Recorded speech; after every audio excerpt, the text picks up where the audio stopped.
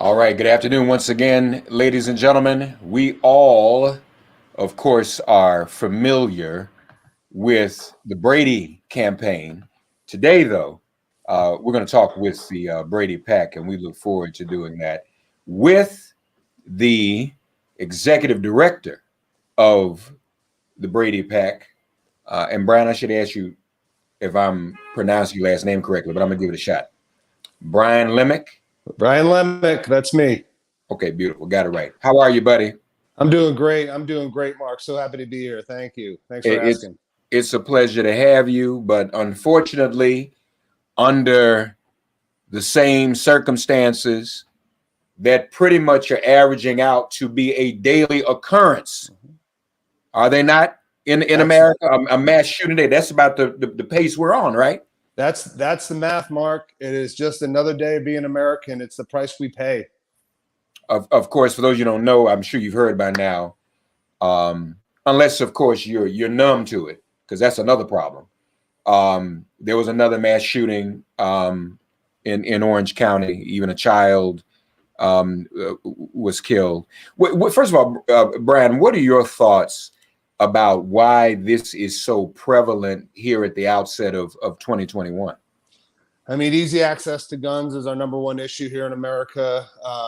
Loopholes like like we see now with the Brady background check system, the ability to purchase a firearm online without a background check, the ability to purchase one at a gun show, the ability to build a ghost gun without a background check, 3D printing guns are an issue. So we have easy access to firearms. We are now getting back out into the public. Things are starting to open a little bit more. And here we go. The inevitable happens. And what frustrates me, Mark, is that we hear this should not become the new normal. We heard a lot of lawmakers say that. And it's like, no, look, man, this is the normal. This is America. Yeah. It's really, I guess the concern too for you all is that the House has made its moves, but it's the Senate that's the problem, right? And that's what you all are calling for. You're saying that the Senate, I mean, how many more? They're just going to keep letting these mass shootings happen before they, I mean, what is it? Yeah, and let's not forget about the everyday shootings, right? The things that we're seeing in communities that are disproportionately impacted by voter suppression and are disproportionately impacted by climate, disproportionately impacted by gun violence. Those communities every single day are facing this, right? And then let's also think about another issue, suicide. You know, and we see suicide as a major problem during COVID. It's going to continue to be a problem. So there's a lot of things we need to be addressing here. The House passed it. They passed it with bipartisan support. So you raise a great question. Why is it going to get held up in the Senate? Now, we don't even know when Schumer's going to bring it to the floor. And we got a lot of work to do before he does that, because I don't believe we have the votes right now to pass it. We do with a simple majority, but I don't know if we could beat the filibuster. So that's something we're all working on at Brady Pack. That's something that the movement's working on. And that's something we need to see change. So I'm sure you too are an advocate for filibuster reform, aren't you? Yeah, I wish that there was enough common sense out there, and I wish the lawmakers cared more about their constituents than their own brand, that they could pass this legislation, this life-saving legislation. But yeah, filibuster reform is something that unfortunately we might need to actually pass this, but it shouldn't have to be that way. Is it easier to get a gun, Brian, than it is to get a vaccination? Yeah, I can get a gun in an hour. I can go online right now, get a gun. So do we know anything about these specific most recent cases, Atlanta, Boulder, Orange County, where you can describe for us how all of that was in effect, how people were able to get these things too easily? Yeah, so some were done legal purchases. Some were just a legal purchase. They went through the program, they went through the system, and they purchased it legally. The issue that we face with Boulder is the NRA had a law changed that allowed this guy to get the gun quicker than he could have been, and it was an assault weapon, right? So they actually they had a lawsuit that changed the law. 6 days prior, he might not have been able to do that. So that's a real problem. That's just like a little reminder that while the NRA is frail, while they are weak, while they're not what they used to be, Right. there's a little evidence that there is still some impact and still some influence there. Yeah. A friend is actually joining me later, Ian Millhiser. You may be familiar with him, but he's got a new book out on that very point about how even the GOP, they have enough power, obviously, in coalition with the NRA, to influence the courts so much they don't even need Congress.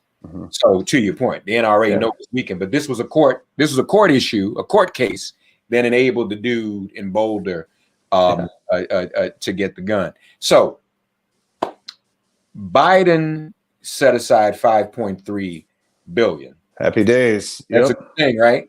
Yeah, up from 900 million. Yeah. Yep. And there was a strong coalition made that happen, and so it really was. It's pretty impressive. Pretty one of the coalition members I'm very close to is Pastor Mike and Live Free and all that, and the whole fun piece. So he's been keeping us posted about that. And we talked last week to Igor Volsky at Guns Down America. Nice. And that was clearly a diverse coalition. Alluding to something you said earlier, you talked about other communities. I mean, we see mass shootings, like you say, you got suicides, you got community violence going on all the time. This money would go to some of all of that, wouldn't it? Yeah, it's some violence interaction work. I spent, prior to gun violence prevention, I worked in conflict resolution. Good, okay. And it was an organization that used sport as a vehicle to bridge divides and to bring communities that wouldn't otherwise interact together. That is a program that's violent intervention, right? That is giving an alternative, and it's not so different than other opportunities that exist, economic opportunities, etc. We know the lack of opportunity is really the root for a lot of this gun violence and a lot of the issues we see in these particular communities. So that money can free up some money opportunity there as well. What sports? Oh, it was primarily basketball, and it was an international program to start, and now it's in the U.S. very well funded by Nike and USAID. But yeah, we were bringing kids from different backgrounds together, but we were in South Africa, we were in Northern Ireland, et cetera, Ethiopia, et cetera. So yeah, but basketball was a sport. So the three primary pieces of legislation: Bipartisan Background Checks Act of 2021, Enhanced Background Checks Act of 2021, Violence Against Women Reauthorization Act of 2021. The House has passed all three. They have. And so I guess Schumer, you mentioned, has not moved because he's not sure where the votes are. Is Joe Manchin a problem in this? I think Joe Manchin is a gun owner, a responsible gun owner from a state with a rich gun culture. I think his perspective is a little bit different than some of the other lawmakers. So not that we should give Senator Manchin a pass. He is for gun violence prevention. He is for background checks. There's just some particular nuances there that he's still trying to work out. And he's not an obstructionist. There are obstructionists out there. There are members out there that are, as I mentioned earlier, they're for their own brand. They're not for their constituents. Yeah. They want to raise their own profile, and they know that if they can hold up legislation, they're going to get the airtime, and they're going to have their name out there. And that's what a lot of them are trying to do. But in terms of gun reform, are you suggesting that there are other Democratic obstructionists? I do not believe so, no. And I think a simple majority, we could get there. You can get there. Okay, that's good. Now, this is a PAC. Brady PAC is a PAC. So this is other thing important, folks. As you know, Brian, I mean, our side did well in November, did well in an unprecedented way. People don't vote in special elections, did well in January. But we got to get in the habit of this. So let me ask you, are there gun reform candidates this year, not just in 2022, but are there people this year that people need to be looking at and supporting? Yeah, so it's still early, and off year Q1, Q2 is where a lot of the legislative work happens, and not as much political. But because of some of the folks that are in Congress like right now, like Colorado 3 Lauren Boebert, this is the woman who she just announced yesterday that any sort of gun reform is an attack on women. We're still trying to figure it out. She also in a Senate here or in a committee meeting had 4 firearms behind her. She has a restaurant that allows open carry. She's the most vocal proponent. Now, the reality is she's not going to pass and hasn't passed any legislation. She's not introduced any meaningful legislation. She's doing nothing for Colorado 3. And there's a candidate, and I'm happy to share her name, Kerry Donovan, who's a state senator, who is an excellent candidate, a rancher, a firearm owner, understands the state very well, multiple generations in Colorado. That's someone that we're looking at right now. But we got to get the bad ones out, the good ones in. And as Sarah Brady said this famously, if you can't change the laws, you change the lawmakers. And that's what we're trying to do with our PAC. Amen. No, that's what you got to do. So I presume, as it is early, but as the year goes on, you're going to be looking at other people to take some of these other folk out. Absolutely. From the midterms, right? 100%. And we saw this in 2018 with representatives like Jason Crow, who ran and won on the issue. Mikey Sherrill ran and won on the issue. Lucy McBath ran and won on the issue. Yeah. These are folks that were in states that could be challenging. And they ran on the issue and they won. And we hope other Democrats and other Republicans, even just people can look and see, you can talk about guns and it's not going to cost you an election. You can lead on guns and you can win. Yeah. Now, are you a gun owner yourself, Brian? I am. In fact, I have been since I was 19 years old. I like to hunt. I like to shoot. I was telling the story earlier today. I bought a firearm on Thursday, all through the proper channels. Friday afternoon, I went out and fired 200 rounds with my new shotgun. Had a blast shooting skeet. Right. So it's something. It's something I grew up doing. Something I enjoy doing, and I understand and respect the firearm. I was taught young that you need to do that, and I have 3 daughters. Yeah. So when I'm done shooting, I trigger lock it, put it in a safe. Yeah. I have to keep this firearm safe. I have to keep my kids safe. I think it's important for those who are gun owners to be gun reform advocates in this way. It takes away what the right is trying to do, just divide people on the ownership question. All owners should be against gun reform. That's what they say. They do. But to have that example, I confess, I mean, there's no secret. I have been skeet shooting years ago. Had a ball and was pretty good. As a matter of fact, was pretty good. So, I mean, that can happen, but something else has to take place in this country. It doesn't help either, Brian, that we're in a pandemic, a COVID economy. I mean, that's probably even causing the suicide rate to go up, isn't it? Yeah, Evan, we're all in a tough spot. We all had a hell of a year last year. And in our movement, what we saw that was most concerning is the increase in firearm sales, the increase in first-time gun owners. Yeah. And again, everyone goes through the right channels. That's fine. You want to own a gun, that's your prerogative. The concern that we have here is it's a perishable skill, handling a firearm, shooting a firearm. We're concerned that people don't have the proper training, don't have the proper understanding. They're buying it, they're bringing it home, and 9 months later, they almost forgot that they have it. That's one piece that we're concerned about. The other is the stockpiling. I mean, as I mentioned, I like to shoot. It's very difficult to buy shotgun rounds right now, to buy shotgun shells, because everyone is buying these things up. So there's this major stocking up that's happened, and it brings a lot of concern to us and a lot of concern to the movement. And then, of course, suicide, domestic violence, these racially motivated shootings and acts of violence. It's incredibly disturbing. It is America, Mark, and that's something I hope everyone can understand. This is the life and the culture that we have here. This is who we are. We have to stop denying that. We have to start looking for change. And we have to start now. We should start 30 years ago. What are your thoughts for the reasons why people are stockpiling so? Joe Biden's president. They're going to take all the guns away. They're going to take everything away from us. It's the NRA narrative all over again. And it's the greatest falsehood out there. Is it troubling that even though the NRA is in decline, their influence on people's thinking is still so like Trump. Trump attacked Asians. He's gone. He's been deplatformed, and people out here attacking Asians without even hearing his voice. I mean, that's kind of scary. Yeah, there are Trump disciples out there, and they're spreading a message of hate and fear. My belief is a lot of these folks didn't need the NRA to feel this way. They didn't need the NRA to get them fired up. A lot of them come to these conclusions on their own. Mm-hmm. So with a weakened NRA, you still have those folks out there that are passing on this message. And there's these small groups, these small coalitions of people, these small militias, all these folks are getting real fired up, real angry, and that's a real threat to all of us. So the NRA clearly is weaker, Brian, but what else? What do we need to do to vanquish it? Yeah. I think we're starting to get there. The gun violence prevention movement has outspent the NRA the last 2 elections. That's a really big deal. You know, organizations like ours, so Brady PAC, as you know, we're the sister org to the Brady campaign. We started the PAC 3 years ago. We were able to grow this from 0 to 2.5 million members, to giving over $5 million last election. People are excited. And then the other groups that are out there also are doing incredible work. So there is real momentum here. There's real need for change, and individual constituents are starting to see it, and it will make its way up. We know that to the members.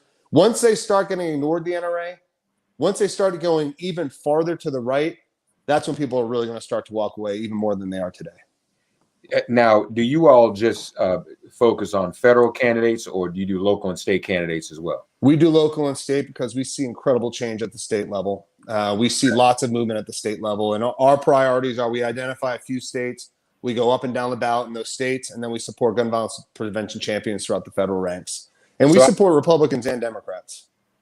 Okay, good. So you've even found some Republicans. Absolutely. We've got yep. Okay, good. That's good. That's comforting. That's some news you don't hear too much about. That's a good thing. It's a great thing.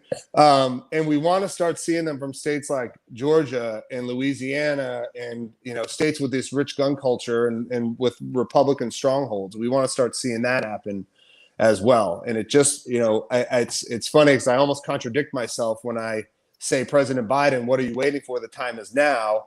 And then I look at this situation and I say, you know what? It's just going to take time for those members of Congress to get there. So we want to see action now at the executive level, but we know we just have a few more cycles before we can get more Republicans on our side. Are you worried, like I am sometimes, that we're getting too used to this, that the public, you know, in the Black community, as you know, gun violence has always been there, and you get anesthetized to it. And I predicted after Aurora that the white community was headed in that direction. What do you think about that? That worries me, that people, it's becoming routine. It's just another day, right? So it was 11:30 last night. I got a ping from one of my team members saying that the shooting happened. I reached out to, you know, a couple of members that are in the district, said, we'll help you out with anything we can. It's 11:30 in the morning, and it's not even really being covered anymore. Right? A barometer, right? Like a barometer for us a lot of the times on the shootings is fundraising will peak, dip. When there's a shooting, fundraising spikes. It didn't even move today. So I just think it's, the commonality of all of this and the expectation that it will happen. I mean, it could be happening right now. We don't know. Right. It's happening in Black and brown communities right now. Yeah. And that doesn't get covered any nearly the way that it needs to. Right. So, folks, we all need to get involved. Brian, let people know where to find the website, how they can get involved, how they can make contributions, what they can do. BradyPAC.org, www.bradypac.org. We make investments in gun violence prevention champions. We are trying to get the bad ones out, the good ones in, because we're simply trying to save lives. That's all. Up and down the ballot, any state we can, we want to see meaningful change, and we'll make those investments there. Folks, that's BradyPAC.org, and there is no other name most closely associated in the past few decades around this issue than name Brady. So you know what that stands for. So please, folks, get involved. Don't get comfortable. Don't give up. Don't give in. But for the grace of God, it could be any one of us. I know a lot of us still think, well, that'll never happen to me. A year ago, some of us thought, I'll never get COVID, and everybody got it. So this is too common, and it's not just the mass shootings. That's the most unpredictable, but there's so many other forms of violence, and then the accidents too, Brian. I mean, people not being informed. I know it, and then the accidents, the kids get a hold of it. Yep. So, folks, all this is important, and I like what you said. They're trying to elect, the Brady PAC is trying to elect gun violence prevention champions. So, folks, help them out, please, man, please, sir. BradyPAC.org. Brian Lemek is executive director. Brian, I hope this won't be the last time we talk. I want to be as supportive as I can. Okay. Mark, I feel the same way. Thanks so much. Your support is very well appreciated. All right. Thank you, buddy. Thank you so much. I'll talk to you soon. Okay. All right. So hold on for a second.